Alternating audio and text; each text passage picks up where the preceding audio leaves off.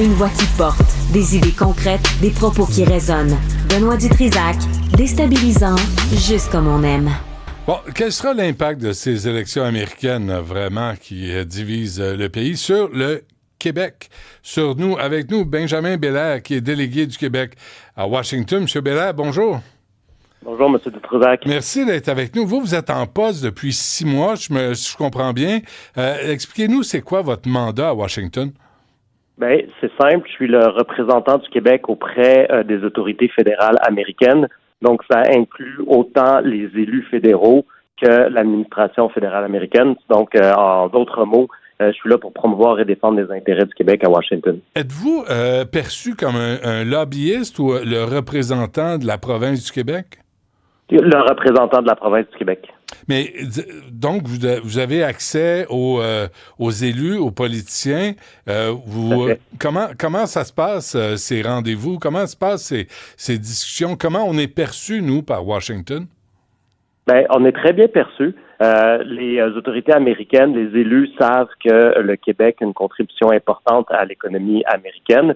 Évidemment, les élus qui sont dans des États frontaliers du Québec connaissent mieux le Québec que des élus, par exemple, de la Californie ou de l'Arizona. Mais il y a des sujets sur lesquels on peut contribuer à développer l'économie américaine. Donc, c'est très facile de rencontrer des élus. Régulièrement, je fais des tournées à la Chambre des représentants ou au Sénat. Et ça, c'est pas avec des élus, c'est avec leur personnel, mais on a des rencontres très fréquentes avec le personnel politique américain. Monsieur Belair, la délégation, là, sauf erreur, j'ai regardé sur Google Maps, est à un coin de rue de la Maison-Blanche. Tout à fait. En ce moment, je vous parle des bureaux de la délégation, puis c'est environ 200 mètres de la Maison-Blanche. Ça ressemble à quoi dans la rue? C'est quoi l'atmosphère à Washington, D.C.? Bien, on voit là qu'autour de la Maison-Blanche, autour du Capitole aussi, des dispositifs de sécurité ont été déployés. Autour du Capitole et aussi autour de la Maison-Blanche, il y a certains commerces qui commencent à se barricader, mais pour le moment, la ville est très calme. Je me suis baladé autour de la Maison-Blanche ce matin en allant chercher mon café. Il y avait pratiquement personne. Puis, je me suis baladé aussi en fin de semaine dans les rues de Washington et les gens vaquaient à leurs occupations sereinement. Évidemment, on va suivre de très près l'évolution des conditions de sécurité. D'aucune façon, là, on va mettre en danger la sécurité des employés de la délégation. Est-ce que le 6 janvier 2021, là, cette espèce d'émeute qui a eu lieu au Capitole, est-ce que ça a provoqué ou ça a créé de nouvelles règles pour vous, la délégation du Québec? Bien, c'est que pour la délégation du Québec, on est toujours vigilant au niveau de la sécurité. Donc, on a des codes et des processus d'intervention pour s'assurer de la sécurité des employés. Par exemple, ce soir, on aurait pu penser là, qu'on aurait fait un événement à la délégation, mais par mesure de sécurité préventive, on va tous rester à la maison et se communiquer virtuellement, là, échanger virtuellement sur les résultats de l'élection. C'est bien plate, ça. Eh oui. Non, mais c'est du métier. Non, ça sert à quoi d'être à Washington si vous pouvez pas faire de party? On se rattrapera plus tard quand on sera assuré que les choses se soient calmées. Oui. Corrigez-moi, je me trompe, M. Belair, là, mais je disais, les échanges commerciaux entre le Québec et les États-Unis sont quoi, de l'ordre de 21 milliards, c'est ça? Les échanges commerciaux totaux sont de l'ordre de plus de 100 milliards. Il faut savoir, puis c'est important, que les États-Unis sont notre partenaire commercial principal. 70% et plus de nos exportations vont aux États-Unis. Il y a 400 000 emplois au Québec qui dépendent du commerce avec les États-Unis. Il y a 12 000 entreprises québécoises qui font des affaires aux États-Unis. Puis nous, on contribue environ aux États-Unis à la création de 220 000, 240 000 emplois. OK. Quand vous regardez l'élection là, qui est en cours présentement, M. Belair, là, je sais bien que je ne peux pas vous demander pour qui vous souhaitez voir la Maison-Blanche. Je vous remercie. Mais en même temps, en termes des critères là, pour le bénéfice du Québec, Donald Trump veut imposer des tarifs aux extraterrestres, à tout le monde. Kamala Harris, qu'est-ce qui vous inquiète dans cette élection-là?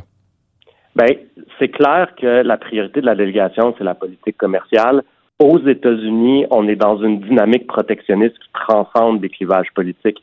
Donc, autant les démocrates que les républicains expriment des engagements en termes de politique commerciale qui sont protectionnistes. Puis, si on retourne un petit peu dans le passé, on a vu que dans le premier mandat de Donald Trump, il y a eu des mesures protectionnistes qui ont été mises en place, mais elles n'ont pas été retirées sous l'administration Biden. Et même l'administration Biden en a ajouté quelques-unes. Donc, évidemment, nous, on suit ça de près. On a une stratégie d'engagement de relations gouvernementales pour rappeler aux élus américains que, d'une part, on contribue positivement à l'économie américaine, puis que, d'autre part, on peut jouer un plus grand rôle, on peut contribuer davantage à consolider les chaînes d'approvisionnement et de production. Maintenant, vous me parlez de Donald Trump. Un des engagements forts, c'est de mettre des tarifs commerciaux incluant aux pays alliés d'au minimum 10%. On a déjà eu dans le passé à faire face à des mesures tarifaires de cette nature. Je vous rappelle que sous la première présidence de Donald Trump, il y avait été question de tarifer l'aluminium québécois et on s'était battu, on avait développé avec des alliés des campagnes de relations gouvernementales et à la fin, l'administration Trump avait suspendu les tarifs pour le Québec et le Canada. Donc, c'est pas parce qu'on nous annonce des tarifs qui vont nécessairement être imposés. On a l'expérience de travailler avec l'administration Trump et le Québec va être prêt à rappeler à nos amis américains là, qu'on est des partenaires positifs pour leur développement économique. OK, mais avec qui c'est plus négociable? Avec qui c'est plus convivial là, de faire affaire? Les démocrates ou les républicains? Moi, je vous dirais que dans le cadre de mes relations, ça ne change rien un parti ou l'autre. Les deux partis ont la même philosophie. Donc, qu'est-ce on doit faire? C'est rappeler à ces élus-là que c'est pas nous qui devons subir ces tarifs-là, qu'on est des alliés, que très souvent, puis je vais vous donner un exemple, que mettre des tarifs au Québec, c'est aussi pénaliser le consommateur américain. 90% de notre aluminium s'en va aux États-Unis. Ça veut dire qu'une grande partie des voitures et des maisons américaines sont construites avec de l'aluminium québécois. Donc, qu'est-ce que ça ferait mettre 10% ou 20% ou 30% de tarifs sur l'aluminium québécois? Ça ne ferait qu'augmenter le prix des voitures et des maisons américaines. Donc, c'est le consommateur américain qui serait pénalisé à la fin. Donc, nous, on pense qu'en raison des cas qu'on a eus dans le passé, des réseaux qu'on a tissés, parce qu'on a travaillé très fort cette année pour bonifier nos réseaux auprès des élus républicains et démocrates, qu'on va pouvoir, qu'on a assez de cartes dans nos mains là, pour à la fin être exempté de ces tarifs-là. Est-ce que Kamala Harris a une autre approche des rapports commerciaux avec le Québec? Non, pas tellement. Je vous rappelle que Kamala Harris, en tant que sénatrice, a refusé de signer ce qu'on appelle la CUSMA au Canada ou le USMCA aux États-Unis, qui est la nouvelle mouture de l'ALENA. Okay. Je vous rappelle que sous sa vice-présidence, la présidence de Joe Biden, des tarifs ont été ajoutés. Donc, on sait aussi que ce soit les démocrates ou les républicains, il va y avoir une révision de ce fameux accord qui a remplacé l'ALENA et qui va avoir des demandes où que les Américains vont chercher à fermer ou à protéger davantage leur marché de biens qui viennent de l'extérieur. OK, mais là, M. Bélair, là, je vous écoute depuis tantôt. Là, est-ce que, quand vous entendez les médias là, canadiens, québécois, là, présenter Donald Trump comme le bonhomme 7 heures, puis on ne parlera pas du reste de sa personnalité, là, on parle juste de son rapport avec les échanges commerciaux avec le Québec, est-ce que vous grincez des dents? Parce que, à vous entendre, Kamala Harris n'est pas plus sympathique envers le Québec que Donald Trump. Moi, dans mon rôle, deux choses. Je suis pas là pour juger du travail des médias québécois. Et deuxième chose, je suis pas là pour prendre parti pour un ou l'autre des candidats. Nous, on va être prêts à travailler avec la prochaine administration américaine, quelle qu'elle soit. Mais c'est clair que l'enjeu du protectionnisme, c'est l'enjeu principal qu'on suit à la délégation.